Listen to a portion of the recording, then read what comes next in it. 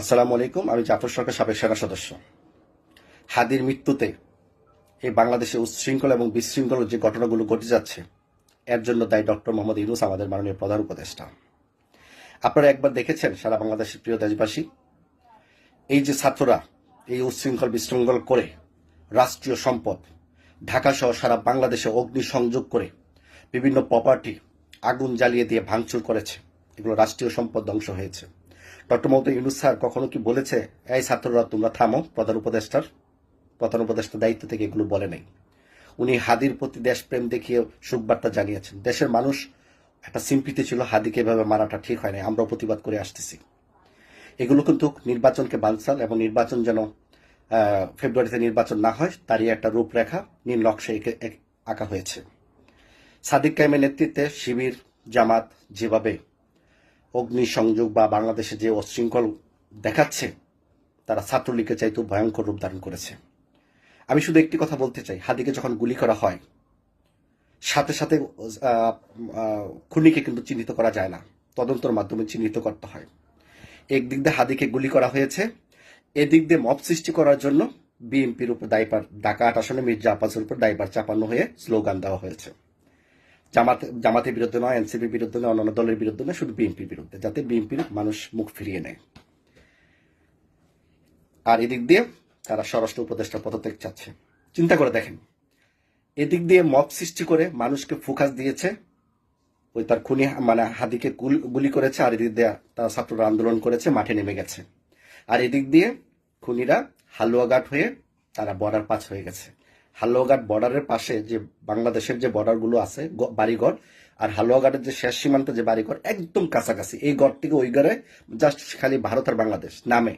বাংলাদেশে ঘরের ভিতরে ঢুকলে ভারতের ওই সীমান্তে ঘরের মধ্যে চলে গেলে তারা ভারতীয় নাগরিক বলে, তাদের মেহমান বলেও চালিয়ে তাদেরকে পাচার করতে পারে।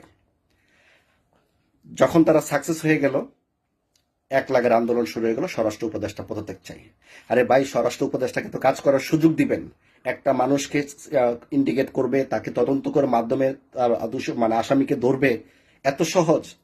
তা হেলমেট পরিহিত ছিল, এবং তাকে ওই যে গুলি করেছে তাকে শেল্টার দেওয়ানোর পিছনে সামনে সিএনজি বিভিন্ন গাড়ি কিন্তু তাদেরই গাড়ি ছিল, যেন তাকে যেন কেউ ওভারটেক করে ধরতে না পারে, যেন পিছনে জাম হয়ে যায়, তাদেরই গাড়ি নিয়ন্ত্রণ করা ছিল। এটা অনেক ম্যাপ ভালোভাবেই কিন্তু প্ল্যানিং করে হাদিকে গুলি করেছে। হাদির মৃত্যুতে আমরা সারা বাংলাদেশের মানুষ সুখাহত, কিন্তু তাই বলে আমাদের রাষ্ট্রীয় সম্পদ ধ্বংস করবেন? ডেইলি স্টার প্রথমত তারা কি অপরাধ করেছে? এই যেগুলো আগুন দিয়ে জ্বালিয়ে পুড়ে তাদের ইকুইপমেন্টগুলো নিয়ে গেলেন, বাংলাদেশের কত সাংবাদিকদের কাছে কত প্রমাণ থাকে, প্রুফ থাকে, সেগুলো আগুন জ্বালিয়ে পুড়ে দিলেন। হাজার হাজার মানুষকে কর্মসংস্থান থেকে দূরে চলে গেলেন। সরকারের কাজ কি মানুষের কর্মসংস্থান দেওয়া, নাকি তাদের কর্মসংস্থানগুলো কেড়ে নেওয়া? ছাত্ররা কি বাংলাদেশে এতই শক্তিশালী ছিল? প্রশাসন কিছুই করতে পারে না? প্রশাসনকে আপনারা মেরুদণ্ডহীন বানিয়ে ফেলেছেন। ডক্টর মোহাম্মদ ইউনূস স্যার, আপনাকে বলছি, 23 অক্টোবর 2023 না 23 অক্টোবর 24 অক্টোবর 2023 বিএনপি জন এক দফা আন্দোলন করেছিল আওয়ামী লীগের বিরুদ্ধে। প্রায় 60-70 লক্ষ সারা বাংলাদেশ থেকে ঢাকা আন্দোলন করেছিল। এগুলো ছিন্ন বিচ্ছিন্ন করে ফেলেছিল বাংলাদেশের প্রশাসন। এগুলো করতে পেরেছে, হ্যাডম দেখিয়েছে। হাতে গোনা কয়েক হাজার ছাত্রছাত্রীকে দমন করতে পারতো না আমাদের বাংলাদেশ সেনাবাহিনী, পুলিশ পারত, কিন্তু আপনাদের কারণে পারতেছে না, কারণ তারা দেশের নাগরিক। ক্ষয়ক্ষতি হলে দেশের নাগরিকই হবে। কিন্তু কারা গোলাপানিতে মাছ শিকার করছে, মব সৃষ্টি করার চেষ্টা করছে? তাহলে অবশ্যই নির্বাচনকে বানচাল করার জন্য আপনারা এগুলো কাজ করে যাচ্ছেন। ডক্টর মোহাম্মদ ইউনূস স্যার, আপনি নির্বাচন ঘোষণা দিয়েছেন, তফসিল ঘোষণা দিয়েছেন, এদিক দিয়ে আবার ভিতরে ভিতরে আপনার নির্বাচন যেন না হয়, ক্ষমতা যেন আপনারা থাকতে পারেন। আর যারা দুর্নীতিবাজ নতুন দল করেছে তাদের টাকাগুলো যেন বৈধ হয়, তারা একটা রূপরেখা আপনারা রেখেছেন। উপর দিয়ে বলবে নির্বাচন হবে, আর এদিক দিয়ে আপনারা মব সৃষ্টি করার জন্য সারা বাংলাদেশে অগ্নিসংযোগ করে রাষ্ট্রীয় সম্পদ নষ্ট করবেন। এই যে আপনারা সাংবাদিকদের অফিস পুড়লেন, হাজার হাজার মানুষের কর্মসংস্থান পুড়লেন, রাষ্ট্রীয় কি কোনো আইন নাই, শৃঙ্খলা নাই, ডিসিপ্লিন নাই? আপনারা কি পারতেন না এই অফিসের বিরুদ্ধে অ্যাকশন নিতে, তাদের অফিসে তালা লাগাতে? আপনারা বিল্ডিংগুলো ভেঙে দিলেন, আগুন জ্বালিয়ে দস্তনস করে দিলেন। একটা সাংবাদিকতার অফিস, এগুলো কি সব কি বাংলাদেশি প্রোডাক্ট? বিদেশের কোনো প্রোডাক্ট ছিল না? এখন আবার যখন নতুন করে কোনো সাংবাদিকতা করবে বা অফিস খুলবে, মিডিয়া খুলবে, বিদেশ থেকে প্রোডাক্ট আনবে, বাংলাদেশের টাকা আবার বিদেশে পাঠিয়ে দিয়ে বাংলাদেশকে অর্থনৈতিক দুর্বল করবেন। আপনাদের প্রতি কি দেশপ্রেম নাই? প্রিয় ছাত্র ভাইয়েরা, তোমরা যারা এগুলো কাজ করছো, সেনাবাহিনীকে ভুয়া ভুয়া বলতেছো, সেনাবাহিনী উচিত কি? তোমরা যে অপরাধ করবা, পুলিশ তোমাদের চায় দেখবে আর উৎসাহ দিবে, দাও করো, বাংলাদেশকে তোমরা এতটুকু ধ্বংসের পথে নিয়ে যাচ্ছ। এক হাদির মৃত্যুর কারণে তোমরা পুরো বাংলাদেশ অচল করে দিবা। কিছু ছাত্ররা পোস্ট করে, লাইভে বলে, প্রতিবাদ করে, বক্তব্য দেয়, হাদির কিছু হলে সারা বাংলাদেশ অচল করে দেওয়া হবে। তাদের উদ্দেশ্য বলছি, বাংলাদেশটা কারো বাপদাদার নয়। হাদির চাইতে গুণগত মান বাংলাদেশে অনেক শক্তিশালী জাতীয় নেতাদেরকে হত্যা করা হয়েছে, কিন্তু তার পরিবর্তে কিন্তু বাংলাদেশকে ধ্বংস করে দেওয়া হবে, অচল করে দেওয়া হবে, এই ধরনের বক্তব্য কিন্তু কেউ দেয় নাই। তোমরা বাংলাদেশের ভালো চাও না ভাইয়েরা, ভাই বোনেরা, তোমরা কেউ বাংলাদেশের ভালো চাও না। তোমরা ক্ষমতার লোভ পেয়ে গেছো, টাকা ইনকাম করে ফেলেছো, তোমাদের কাছে টাকার অভাব নাই। এই ফাঁকেতে মানে এক ঢিলে দু পাখি মারতে গিয়ে তোমরা স্বরাষ্ট্র উপদেষ্টার মতো একজন দেশপ্রেমিক মানুষকে তোমরা পদত্যাগ চাও। কারণ স্বরাষ্ট্র উপদেষ্টাকে যদি তোমরা পদত্যাগ করাতে পারো, কারণ তোমরা, আমরা আগেও বলেছি, একদম থানার দারোগা থেকে ওসি, এসপি সব লেভেলের মানুষ তোমরা জামাত শিবির এবং এনসিপির মাধ্যমে তারা পোস্টিংগুলো তারা নিয়ে নিয়েছে। তাদের দখলে আছে প্রশাসন।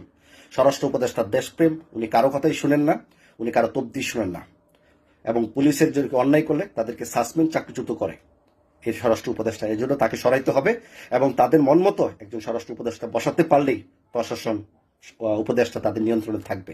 এটা কিন্তু মানুষ জানে এবং বুঝে। আপনারা কি বাংলাদেশকে সোমালিয়া বানাতে চান? বাংলাদেশকে অর্থনীতি দুর্বল করতে চান এবং ভারতের দূতাবাসে আক্রমণ করবেন, ভারতের সমস্ত ইকুইপমেন্ট বর্জন করবেন? করেন, আক্রমণ করবেন না। ভারতের দূতাবাসে আক্রমণ করার দরকার নাই। রাষ্ট্রীয়ভাবে তাদের সাথে কূটনৈতিক সম্পর্ক ছিন্ন হলে ভারত দূতাবাস এখান থেকে চলে যেতে বাধ্য। ভারত যদি আমাদের সাথে কূটনৈতিক সম্পর্ক নষ্ট করে, দিল্লি থেকে আমাদের যে কূটনৈতিক আছে, আমাদের এম্বাসি আছে, তাদেরকে বাংলাদেশে পাঠিয়ে দেবে। কিন্তু একটা কথা মনে রাখবেন, ভারতের দূতাবাস হোক, বিভিন্ন রাষ্ট্রদূত হোক, দূতাবাসগুলো হোক, এরা হচ্ছে একটা রাষ্ট্রের প্রতিনিধি দল, মানে একটা দ্বিতীয় সরকার, দ্বিতীয় রাষ্ট্রপ্রধান দূতাবাসকে বলা হয়।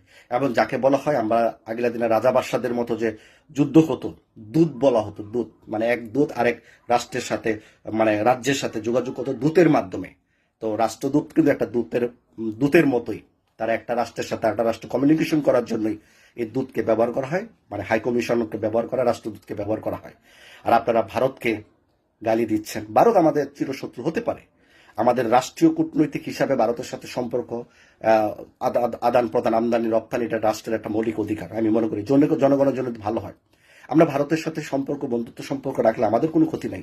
যদি ভারত চায় আমাদের সাথে সম্পর্ক রাখুক, এটা আমরাও চাই, কিন্তু ভারত চাচ্ছে আওয়ামী লীগের সাথে সম্পর্ক বজায় থাকতে, এটা জনগণ চায় না। কিন্তু আমি ভারতের উদ্দেশ্যও বলবো, বাংলাদেশের সাথে সুসম্পর্ক রাখুন, বাংলাদেশের সাথে গন্ডগোলে জড়াবেন না। আর হাসনাত আবদুল্লাহ যে ধরনের ভাষা কথা বলেন, এটা আসলে একটা দেশকে অস্থিরতার দিকে নিয়ে যাচ্ছে। আপনারা বলেন ভারত 7 সিস্টার দখল করবেন, ভারত বলতেছে পারমাণবিক বোমা মেরে দিবেন। তো পারমাণবিক বোমা যদি বাংলাদেশে মেরে দেয়, বাংলাদেশে অস্তিত্ব থাকবে? তোমাদের এই বক্তব্যের জন্য কি আমাদের 18 কোটি মানুষ বিপদে পড়বো? যুদ্ধ সব দেশই হয়। হ্যাডম থাকলে আমাদের দেশকে আরো ইকুইপমেন্ট, সামরিক শক্তি, ফাইটার বিমান, মিসাইল, ক্ষেপণাস্ত্র, পারমাণবিক সব স্বয়ংসম্পন্ন হওয়ার পরে একটা দেশকে তোমরা হুমকি দাও। আমরা ভারতের পক্ষে নয়, আমরা আওয়ামী লীগের বিপক্ষে ছিলাম, যেন ভারত বাংলাদেশের বন্ধু হয়, কোনো দলের পক্ষে না হয়, দলের বন্ধু না হয়। কিন্তু তোমরা যেভাবে বক্তব্য দিচ্ছ, আমরা চাই ভারত বাংলাদেশ আশেপাশের রাষ্ট্রগুলো কূটনৈতিকভাবে বাংলাদেশের সাথে ব্যবসা বাণিজ্য করবে, মানুষের মৌলিক অধিকার যেন ভালোভাবে মানুষ চলতে পারে, সে বিষয়ে আমাদের নজর রাখতে হবে। তোমরা বাংলাদেশটাকে এমনভাবে নিয়ে গেছো যে হাদি ছাড়া বাংলাদেশ অচল হয়ে গেছে। হাদির মতো বাংলাদেশে আর কেউ মৃত্যুবরণ করে নাই। শুধু হাদিকে নিয়ে কি সমস্ত মন্ত্রণালয় ভাববে? এক একটা মন্ত্রণালয়ের কাজ আছে না? হাজার হাজার লক্ষ 18 কোটি মানুষের কল্যাণের জন্য, তাদের খাওয়া দাওয়া, তাদের ফেসিলিটি, তাদের দেশ উন্নয়নের জন্য বিভিন্ন মন্ত্রণালয় গঠন করা হয়েছে না? তোমরা এমনভাবে কাজ করছো, সমস্ত মন্ত্রণালয় এখন হাদির ব্যাপারে ভাবতে হচ্ছে, দেশে আগুন লাগিয়ে দিচ্ছ। তোমাদের সার্থকতা কি? তোমাদের প্ল্যানিং কি? তোমরা আগামীতে ক্ষমতা যেতে চাও? জামাত শিবির ক্ষমতা যেতে চায়? জনগণের কাছে যাও, অগ্নিসংযোগ করে, রাস্তাঘাট বন্ধ করে, মারামারি কাটাকাটি করে, এরকম বড় বড় বক্তব্য দিয়ে তোমরা কিছু আড়াল করতেছো না তো? চুরি কর, গৃহস্থ থেকে সজাগ থাক। এদিক দিয়ে তোমরা মব সৃষ্টি করো, এদিক দিয়ে তারা আসামি, মানে ভারতে পালিয়ে যাওয়ার সুযোগ দাও, এদিক দিয়ে স্বরাষ্ট্র উপদেষ্টার পদত্যাগ চাও। স্বরাষ্ট্র উপদেষ্টা ছিল, আছে, থাকবে। বাংলাদেশ তা না হলে প্রশাসন আরো দুর্বল হয়ে যেত।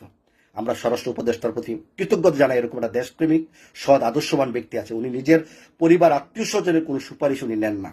অন্য উপদেষ্টা হলে, প্রত্যেকটা উপদেষ্টার দুর্নীতি আছে, প্রত্যেকটা উপদেষ্টা বিভিন্ন দপ্তরে, বিভিন্ন মানে সিন্ডিকেটের মাধ্যমে তারা বিভিন্ন লোকজনকে বসিয়েছে টাকা, শত শত কোটি টাকার বিনিময়ে। কিন্তু স্বরাষ্ট্র উপদেষ্টার কোনো দুর্নীতি নাই, তাই আজকে সকলের কাছে উনি খারাপ। উনাকে বসাতে পারলেই আরেকজন নতুন উপদেষ্টা বসবে, উনাকে তোমরা পুতুলের মতো ঘোরাতে পারবে। তোমাদের ছাত্রদের কাজকে দেশকে ধ্বংস করা। আওয়ামী লীগ যে বাংলাদেশকে এতটুকু অশান্তির মধ্যে রেখেছিল, তোমরা কি শান্তিতে রাখছে? জনগণ কি এখন শান্তিতে আছে? ঢাকা শহর তোমরা অচল করে দিচ্ছ, সারা বাংলাদেশে অশান্তি, বিশৃঙ্খলা বিশৃঙ্খলা সৃষ্টি করতেছো। আর আমি জামাতকে একটা উদ্দেশ্য কথা বলতে চাই, আপনারা ক্ষমতা আসতে চান, আসেন, ক্ষমতা আসেন, জনগণের কাছে যান, সুষ্ঠু নির্বাচনের পরিস্থিতি করেন। আপনারা যে পরিস্থিতি করতেছেন বাংলাদেশের জন্য নির্বাচন না হয়, আপনারা চাচ্ছেন যাতে একটা ইঙ্গিত দিচ্ছেন না, মানে পরিস্থিতি বোঝাচ্ছেন বাংলাদেশের নির্বাচনের পরিস্থিতি হবে না, জাতীয় সরকার গঠন করে দায়মুক্ত হতে হবে। তাতে এনসিপি, জামাত, শিবির, বিএনপি যত লোক আছে তাদের জনপ্রিয়তা নাই, জনগণ তাদেরকে না চাইলেও তারা সংসদে যেতে পারবে। আপনারা এই প্ল্যানগুলো আপনারা আগাচ্ছেন যেন বাংলাদেশের জাতীয় নির্বাচন না হয়। এই জাতীয় নির্বাচনের জন্য কিন্তু শেখ হাসিনার বিরুদ্ধে সারা বাংলাদেশের 18 কোটি মানুষ নেমেছিল। শুধু শেখ হাসিনার পতনের জন্য নয়, এই নির্বাচনের জন্য যাতে জবাব দিতে একটি সরকার বাংলাদেশে প্রতিষ্ঠিত হয়। আমি জামাতের উদ্দেশ্যে একটি কথা বলবো, বিএনপি চাঁদাবাজ, এই বলেন সেই বলেন, 3বারের চ্যাম্পিয়ন, ভালো করে দেখেন আসলে বিএনপি চাঁদাবাজি করেছে নাকি চাঁদাবাজগুলো আপনারা ভাইরাল করতেছেন। জামাত যে দুর্নীতি করতেছে, বলৎকার করতেছে, চাঁদাবাজি করতেছে, খুন করতেছে, এগুলোকে আপনারা ভাইরাল করেন না, ফেসবুক থেকে ডিলিট হয়ে যায় অটোমেটিক। আর বিএনপির গুলো আপনারা ভাইরাল করেন। যে বিএনপি চাঁদাবাজি করে এই পর্যন্ত 26 থেকে 27 হাজার লোক বিএনপি বহিষ্কার করেছে। আর সেই বহিষ্কার নেতাদেরকে, মানে এই ময়লা আবর্জনা নেতাদেরকে ঠিকই জামাতে আপনারা যোগদান করাচ্ছেন। আপনারা কত বড় পবিত্র বান্দা, আপনারা জান্নাতি দল, জান্নাতি পুরুষ সব, আপনারা জান্নাতের টিকিট দিতে পারেন। আল্লাহ তো নাই দুনিয়াতে, এটাই আপনারা জনগণকে বোঝাচ্ছেন। বিএনপি বহিষ্কার করে মানে খারাপ ব্যক্তিদেরকে, সেই খারাপ ব্যক্তিদেরকে আপনারা জামাতে অন্তর্ভুক্ত করেন। কি সুন্দর আপনাদের রাজনীতি। ডক্টর ইউনূস স্যারকে বলবো, স্যার আপনি একটা বারের জন্য ছাত্রদেরকে বলেন নাই যে তোমরা থামো, বিষয়টা দেখছি আমরা, আন্তর্জাতিক মহলে চাপ দিয়ে ভারতের সাথে বসে মিটিং করে যারা খুন করেছে, ভারতে পালিয়েছে, তাদেরকে আমরা ভারত থেকে আনার জন্য, শেখ হাসিনাকে না পারুক অন্তত এই খুনিদেরকে আনার জন্য চেষ্টা করবে, কারণ তারা সাধারণ নাগরিক ছিল, তাদেরকে আনতে পারতো। তোমরা তা না করে হাদির উদ্দেশ্য করে সারা বাংলাদেশে মত সৃষ্টি করে বাংলাদেশের রাষ্ট্রীয় সম্পদ তোমরা ধ্বংস করে দিচ্ছ। এটা কতটুকু তুমি ঠিক করছো? যারা আমার ভিডিওটাকে দেখছেন তারা অবশ্যই লাইক, মানে কমেন্ট করবেন, শেয়ার করবেন, এবং আমার কথাগুলো কি যুক্তি আছে কিনা দেখবেন, এবং যারা ভিডিওটা দেখবেন অবশ্যই ফলো দিয়ে রাখবেন পেজটা। ধন্যবাদ সবাই।